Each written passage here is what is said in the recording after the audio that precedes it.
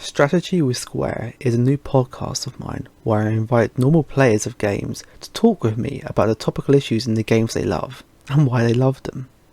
Today we're talking with Adam from Quebec about his favourite game, Europa Universalis IV. I hope you enjoy it. Well, hello Adam, how are you doing? Hey, I'm doing fine, Sam. I'm happy to be here talking with you. Yeah. How are you doing? I'm doing fine. Welcome to my show. This is the first episode, but I guess we're going to go straight into calling it a show. Good. I'm absolutely eager for that. Super. So today we're going to talk to you about a game you called very close to your heart, League of Legends. Is that so? I was not prepared for that. Good, because we're actually talking about Europa.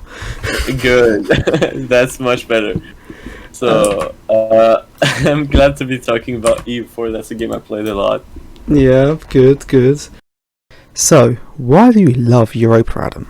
So, I have been playing since 2016. A colleague of mine at work actually suggested the game to me. Mm-hmm. And I thought it looked kind of cool. And it was either that or Hearts of Iron. Mm-hmm. And I figured, like, EU4 looks like more complex and like more interesting, so I went with that, and Mm-hmm. I absolutely loved it. Oh, that's good. Had you played any strategy games before Europa? Prior to Europa, like I've played games with notions of strategy, like not grand strategy games per se, but like I played League of Legends indeed. Mm-hmm. I played multiple RPGs that required strategy, okay, but Mm-hmm. not grand strategy before that. And it's the game that totally hooked me on the genre. Oh, that's super good. So, what would you say your favorite thing about it is? Like, go on, give me a bit of a monologue about why you love the game. So, I really love the game because it's kind of a beast you have to tame.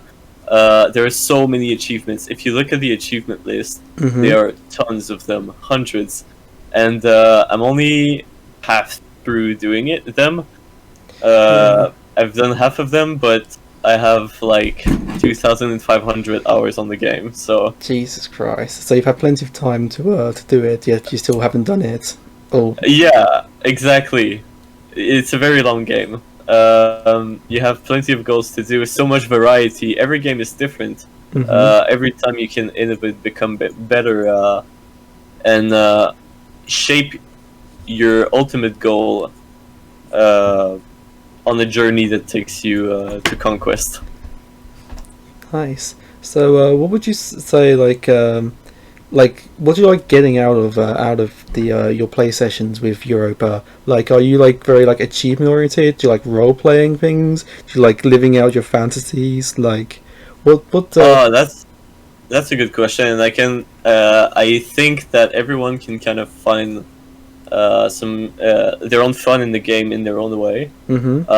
Personally, I like conquering in mass, so my playstyle is more orientated toward the hordes that can Mm-hmm. conquer in mass and world conquest. Mm-hmm. I've converted the entire world before, and that's my trip, is to expand massively. Mm-hmm. Some people prefer role playing, Mm-hmm. acting, and making videos about it. It's really cool as well. I love watching this shit. Mm-hmm. And some people prefer to play it tall and make a stable but really strong kingdom that's small. And I've played like that. I occasionally do. Sometimes it's the playstyle I'll go for. Mm-hmm. But it's not your preference. You prefer just to be the horde, conquering everything. Yeah, exactly. It's fun to expand, especially in this new patch, I think. Mm-hmm. So, talking about this new patch, there's a lot in it, isn't there? Well, really, I couldn't even tell you in the time of an entire evening all the stuff that's changed. The game is completely around, it seems, with this new patch. Yeah, like I know the patch that came out in 2020. Like I've tried playing the game since, and like Jesus Christ, you have to relearn the game. Like it's crazy how a game. A lot of it. Yeah, a game that's just like it's only around 2 gigabytes in size, can like fundamentally change itself, like all of these years after release. Oh, right. The game is like quite a few years old, you know? Like Yeah, what, 7 years old? Something something like like that. that. Yeah, because I know I bought the game myself actually in 2014, but my computer couldn't run it, and B, I had no clue how to play it. So But it's a very well maintained game, and I yeah. think this patch is really good once you give it a try. Mhm. Obviously, there are some downsides. I think it's an overall improvement. Mhm. What I preferred about the patch, for instance, is how they made you deal with territorial corruption better. You Mhm. know, So what? like now you don't have a state limit that's ridiculously low, and you get stuck at +0.8 corruption annually, and it Mhm. sucks. You know, now you can just conquer, and if you invest enough government points, you can make it and not have any problems. You know. Mhm. So that's good. It's gonna encourage stability in everyone's empires, I guess. Yes, absolutely, and it definitely makes you more able to deal with your economy and invest more. Because if you have too much corruption, as you would before in the 1.29, Mhm. uh, you would end up rooting out corruption because you didn't want to be late in technology because of the corruption, and it would cost a massive amount of money. Like it was so crippling and so punishing to conquer by players. So you just had to play tall, you know. Yeah, I mean, I know I'm more familiar with the Civ series than Europa, and yeah, the kind of constraints that are like placed on players in that game. There's like in each iteration they've got these new mechanisms they come across to like discourage Stop people. the player. Some people stop players from playing too wide, but sometimes it goes to the other extreme. And it just makes everyone play tall because it's the only way to play. Cause Yeah, like I know that's a big thing. Like in Civ 3, you have to play wide, whereas Civ 5, you have to play tall. Um, and so like, old players who are like going between different versions to get a series, they're just like, what the hell's going on? So, but yeah, I personally think playing wide's more fun. So I tend to prefer the older games in the franchise in that franchise. So yeah. I mean, I absolutely agree. I would say playing wide is more fun because in the end, it's a map painting game. You know, yeah, that's why it's known. there's something just very satisfying about making the entire world yellow or red or green or Exactly. whatever color you are today. Because it helps you look back on your effort, you know. If you go at the end of the game and you're still small but you're really strong, you have like a tall empire. You're Yeah, like, well, it's nice looking, it's got right borders, it's beautiful, it's strong, but you know it's not big. yeah. I don't know. No, you could be as good, but you could be like way bigger. Hmm. So yeah, I've only got around 100 hours in the game only. See, there's Yeah, not many games that you could say 100. that. Yeah, I've only 100 is still baby hours. yeah. But yeah, when I play, I quite like the role playing, which was kind of frustrating for you, when you helped me that one time when I was playing as my custom nation, the Vinlanders. And I was like, well, I don't think they would go to Mexico because it's too hot there, and they're wearing little Inuit costumes. I was like, no, you should go there. There's a lot of gold down there. And I was like, oh god, the Europeans are going down now. I've got to go down there. I can't afford to not go down there. Um, so yeah, that was definitely interesting. Oh, that was so funny. But you could have recreated that same custom nation through colonizing North America as Norway. It automatically creates the Vinland colonial nation, and then you Yeah, can claim independence and play but it. that requires making it. Like I want to start the game off with it, like like this. But that's true. You're still at baby hours, so. Uh, Look, I wanted to start off in 1444 with bloody Vinland. Okay, I didn't want to have to wait 100 years to colonize Newfoundland and what have you. You know, like I just wanted to start off with them. So Or you could have taken Portugal, which colonized super fast. look, but then there wouldn't be bloody Nordic, would they? And it'd be Portuguese Vikings. Portuguese Vikings. I don't know if that's blessed or cursed. Oh, How silly. yeah. Talking about Portuguese Vikings, Marine Infantry. Yeah, I've actually been fascinated by them during my last Spanish playthrough. Have you been able to play around with them a bit? I've heard a lot about them, but like I know like a certain mutual friend of ours was trying to get your attention for days, trying to like Adam, Marine Infantry. Oh, yeah, and I gave him like the whole explanation on how they work, and like I was saying to him, so I've played around with them a bit, but it's so hard to play around with them because they're hard to get in the first place. You know, Don't they? you gotta Don't they use up your naval manpower rather than your standard manpower? Like, exactly, like the sailors. and it's one of the reasons why it's so hard to get, because in order to make a regiment you need 1,000 marines. If you don't have many coasts, getting 1,000 marines is extremely hard. See, this is So you really, this is why England is the best. but I think this is an attempt by Paradox to make you buy ducks, in fact. Ultimately, because those boost the amount of marines you can have in your provinces. So I think this is indirectly a buff to this kind of playstyle. If you pair it with like marine ideas, naval ideas, I'm sure you could do a great build with marine infantries on a nation like England, for instance, which is very naval. Yeah. What about what did you say? Like, give 5 factions, including England, I guess, so 4 others that would be really well suited to this kind of gameplay. For this kind of gameplay, including England. Yeah, I guess. Like, Okay, so I would say Castile is probably number 1. England, with them as well. So there's 2 number 1, and then you go Portugal, very good as well. And the last one I would give to Japan. Absolutely, Japan is insane at navy. What about the merchant republics like Venice and the other ones, which I can never remember? Most definitely to consider. In terms of if it's the player playing Venice, you can potentially grow way bigger than England and Castile in terms of navy. So yeah, Venice definitely has the money to pay for such a navy. So there's no arguing that.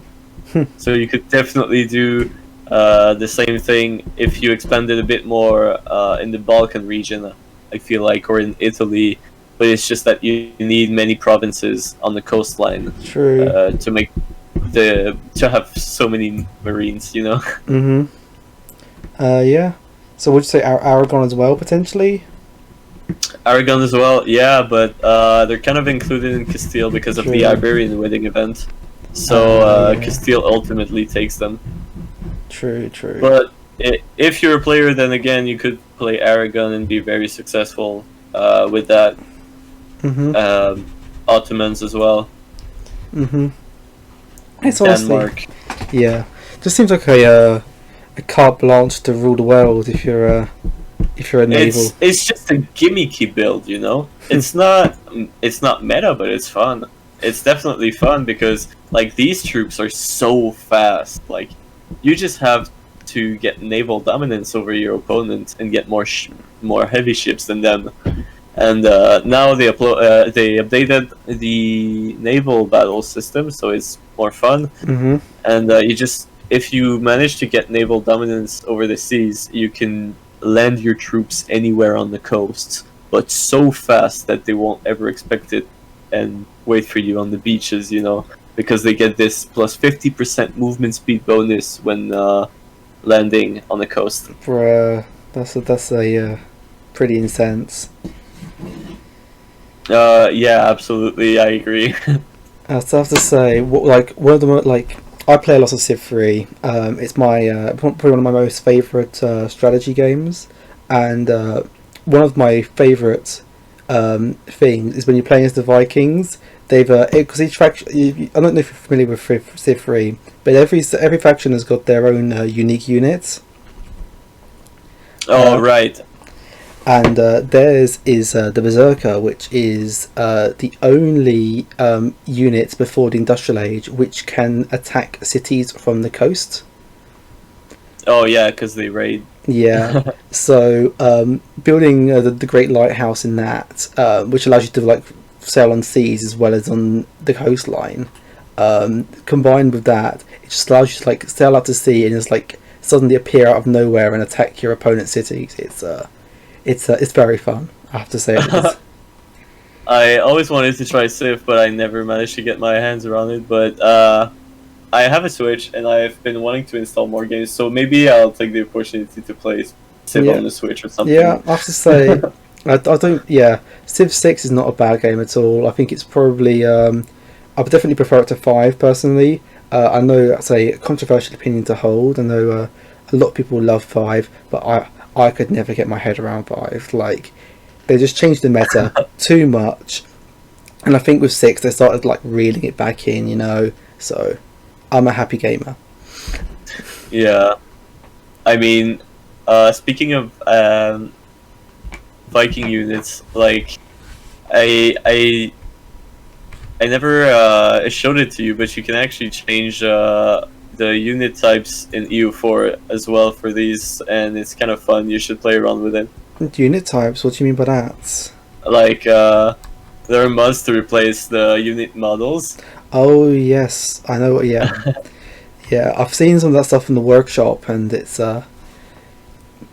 like some of the stuff in the workshop. Man, jeez. Oh yeah, it's so funny. So, doing another pivot, my personal favourite areas of the world map to play on Europa is Mesoamerica. So, what do you think about the Aztecs? The Aztecs are a powerhouse in the world, and in the world, in my opinion.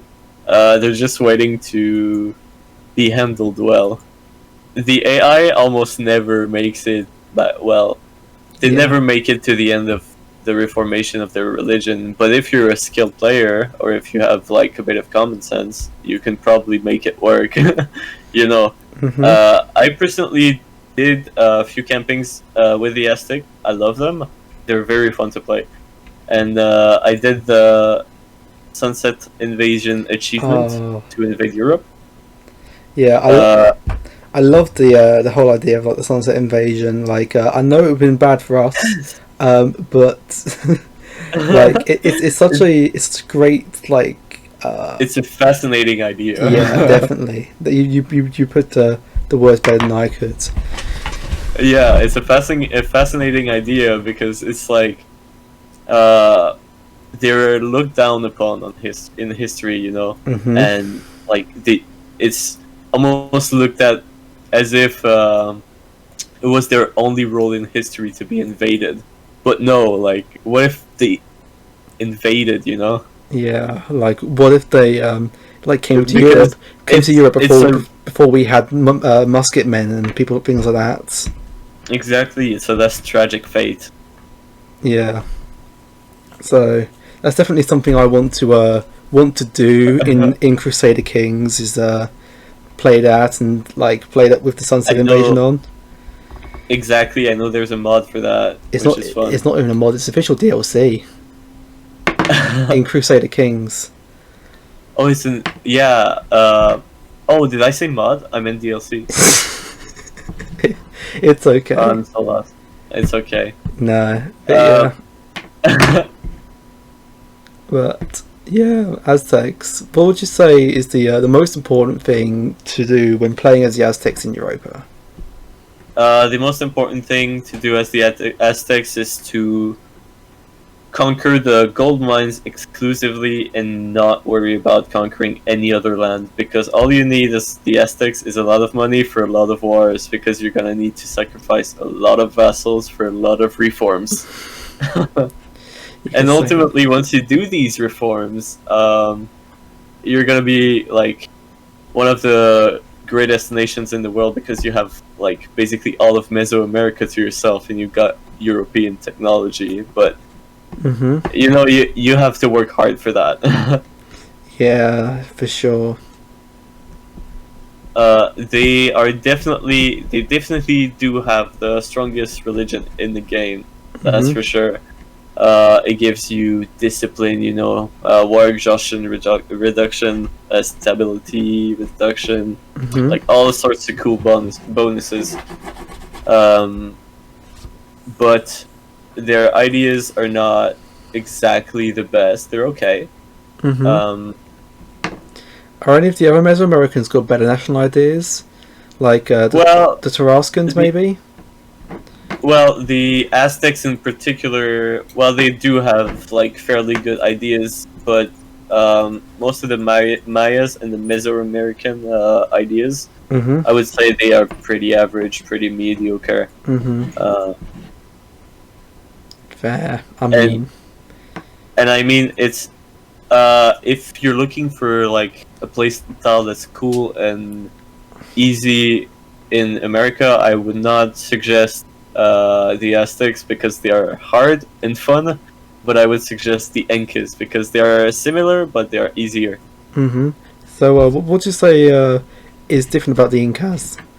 So the Incas don't have to constantly limit their expansion in fear of the apocalypse, so Mm-hmm. that's one thing. They don't have to constantly vassalize everyone around them, Mm-hmm. which is also a plus. They can just conquer directly, and they can unify the country way faster, so invest way more in advance before the Europeans come.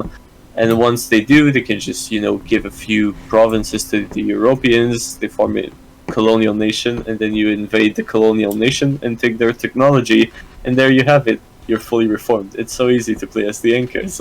I'll have to do that in my next playthrough. Is give them a shot. Oh yeah, they're very fun and very good.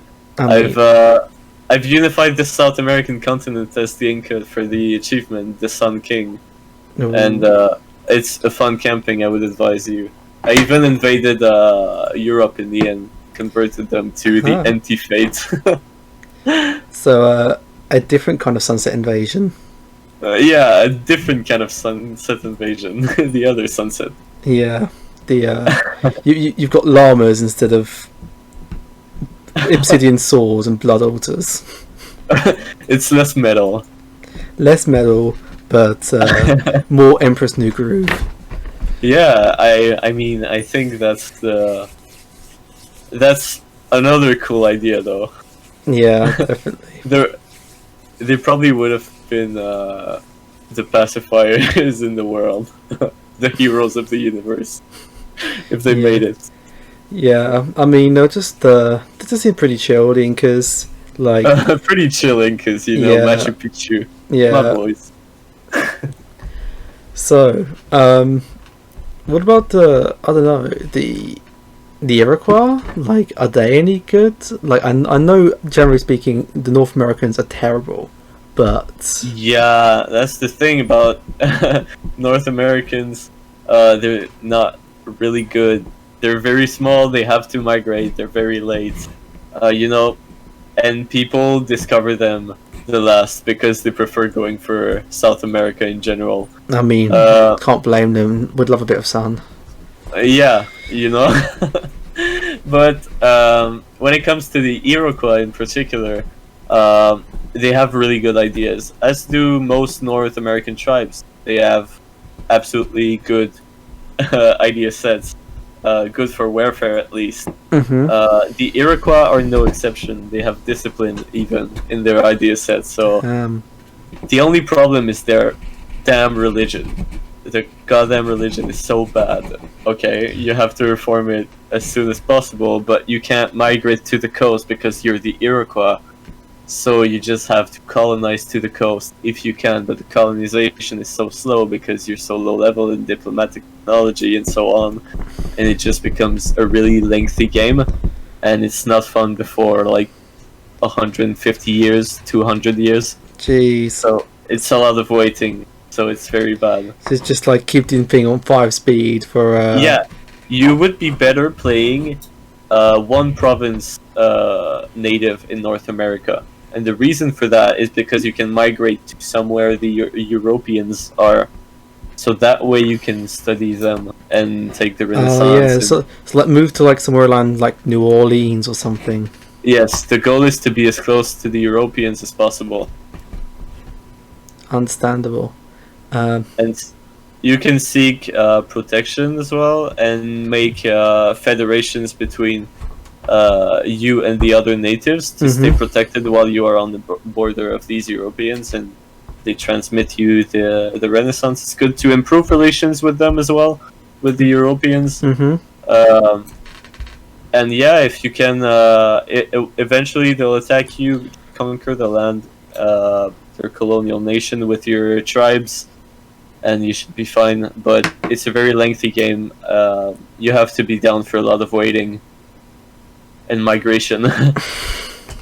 So how does migration work? I've never played as a totemist, so what the hell is migration? Like, so once every few years, I think 5 years, you get the option of migrating to somewhere that's next to your province, or like right overseas. Let's say an island, for instance. So like you abandon your area that you have already, I presume. Yes. What? So, wait, so do you abandon the area which you're already, the territory you already have? Exactly. You abandon the area, and it gets like a debuff that says the resources are exploited in this area, so they're worth like 50% less. And then you move to that other area, and you gain some administrative, diplomatic, and military points that you can then invest in some totemist reforms. And once you have them all, you have the ability to adopt the Renaissance if there are Europeans around you. So that's how you do it. Fair.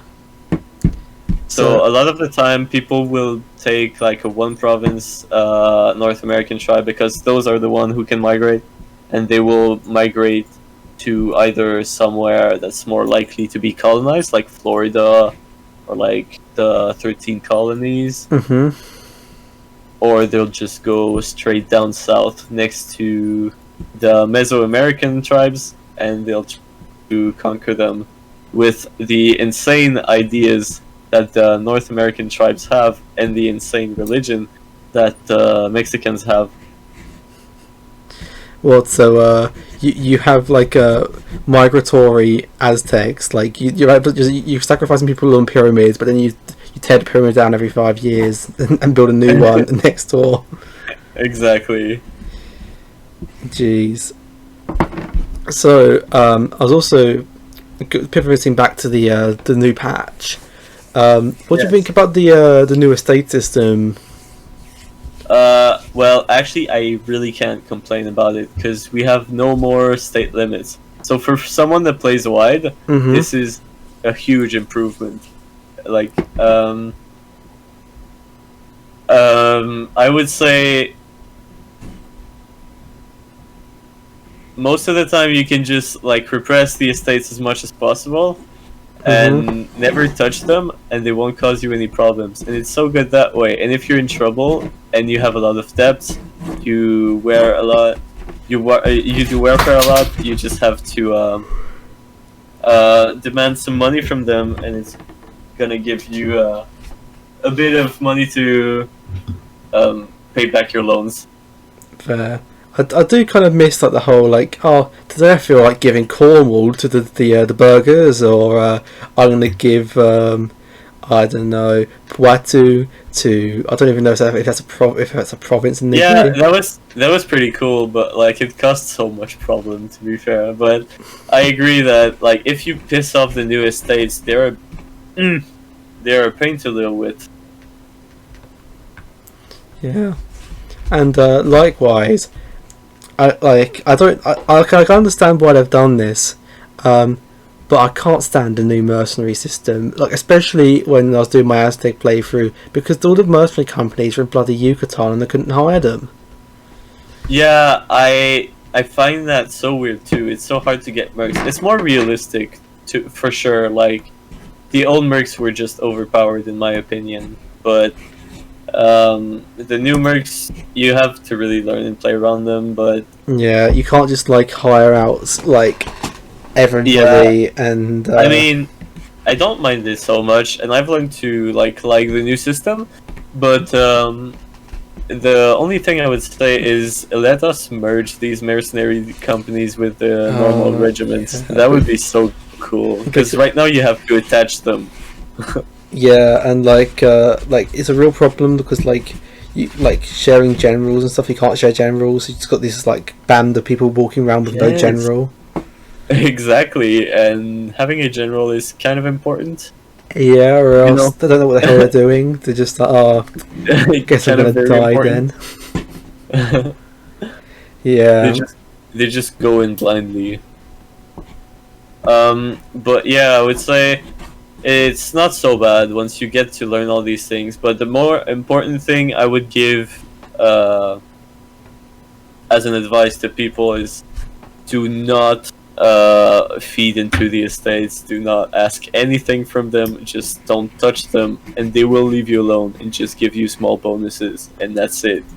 Like if you give them any sort of loyalty or decisions or influence, they will ruin your absolutism. They will take money from you, and they will be rebellious once you have events that are disfavorable to them. Jeez. So don't give them any love, and they won't give you any hate. Fair. I don't know. I guess it's like with the mercenaries thing. I guess it's just it's super important now to like make sure that you've got enough manpower, because like before you could just like it's fine. I can just spend a load of money and get a load of mercenaries. Yeah, because money is not always an issue. Manpower can often be. Yeah, I don't know. Manpower is like my major issue a lot of the time. Like now that I've stopped hemorrhaging cash, I've started hemorrhaging manpower instead.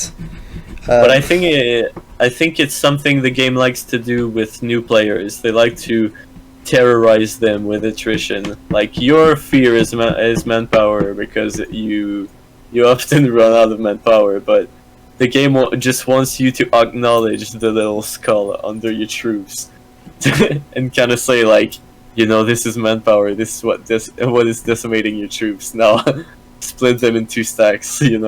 Yeah, fair enough. I don't know. I didn't actually know that's what the skull meant. I thought the skulls I don't know what I thought the skull meant. Oh, you didn't know that was attrition?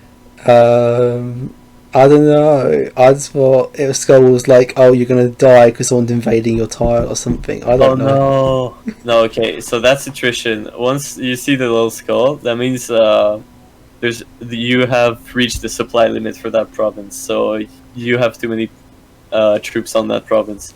You can look up the supply limit by left-clicking province, looking it up. It's like in the middle of the window, and I guess it's to like disincentivize building stacks of death. Yeah, and the more people you have on the same province, the more attrition you have, and it can become really, really damaging, especially on the long term. So that's probably like one reason why you liked a lot of manpower. Yeah, manpower is useful. You can just and especially when it's like the mercenaries, because like these aren't even your own people. You just I don't know. Yeah. They're just people you bought. Yeah. They're just people you bought. Nothing else. Yeah, like not even important. Just just ducats, not people. Yeah. Cannon fodder. Wow. Yeah. I guess that's I don't know. I guess that's what we call it. Kings fought of. I don't know. I don't know if this is what medieval kings fought of their mercenaries. Probably did. I don't know. Probably. Yeah. I mean, that's what they thought of their own people, to be honest. So I don't think there's any difference. They probably thought that. Yeah.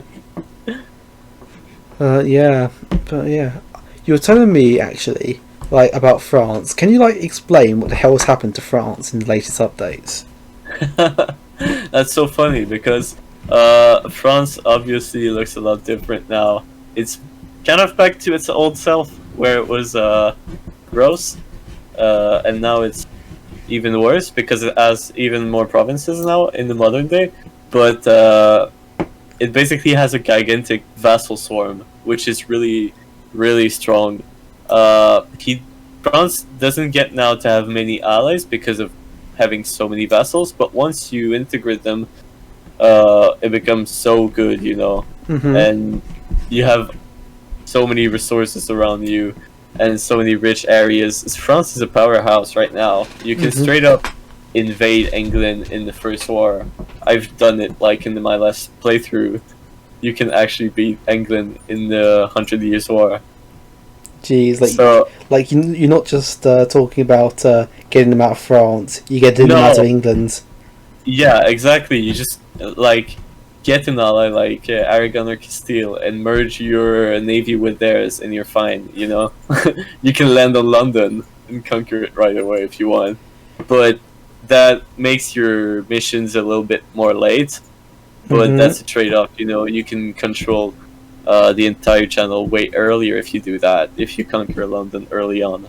Yeah. And you can always do your reconquest wars afterwards. Yeah, so conquer London early on, then hit London, conquer Orleans.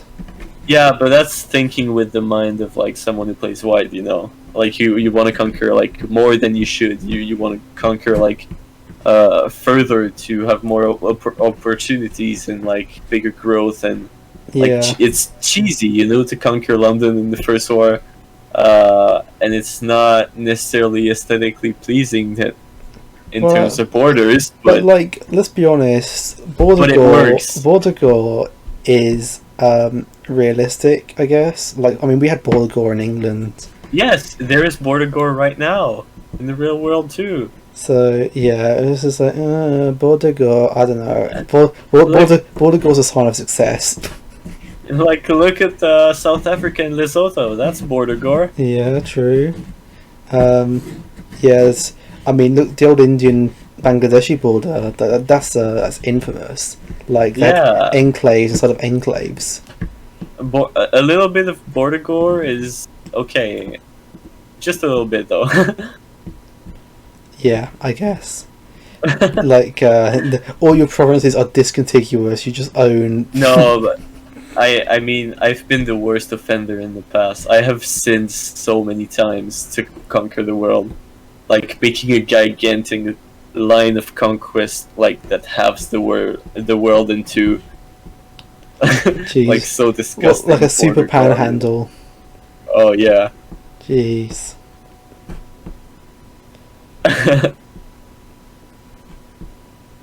But you know, it's all about the fun you have along the way, I guess.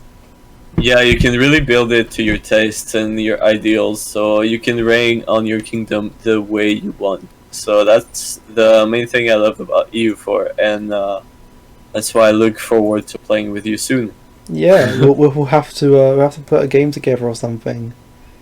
Absolutely, I've got new tricks I want to show you too as well.